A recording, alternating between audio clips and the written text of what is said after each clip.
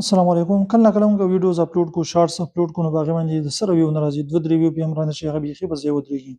موږ یاره بیا وایو چې بس دا ویډیو لاړه پیل شوه. موږ دا طریقه چې ده اسانه طریقه ده، دا اوس موږ نه اپلای کوو چې په دې باندې سره موږ کومه پیل ویډیو ده چې هغه باندې سره ویو نه دی راغلی، هغه بیا دوباره تاسو ټیکولی شئ. دوباره د بل ویډیو جوړول تاسو ته ضرورت نشته. هغه طریقه څه ده؟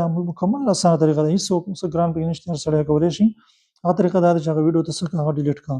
که شارټ دی او که لانګ دی، هغه ډیلیټ کړه او دوباره هغه ویډیو څه کړه، اپلوډ کړه.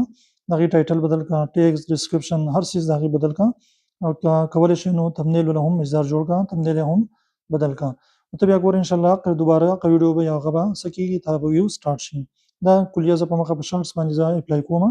دې چینل ته چې زه کله شارټ وخېږم هغه باندې سره ویو رانه شي، نو هغه زه ډیلیټ کړم، دوباره اپلوډ کړم، نو بیا په هغې باندې 1000 نه زیات ویو چې کم سے کم هغه راشي 1000 2800. نو دا فارموله چې ده تاسو هم اپلای کولی شئ.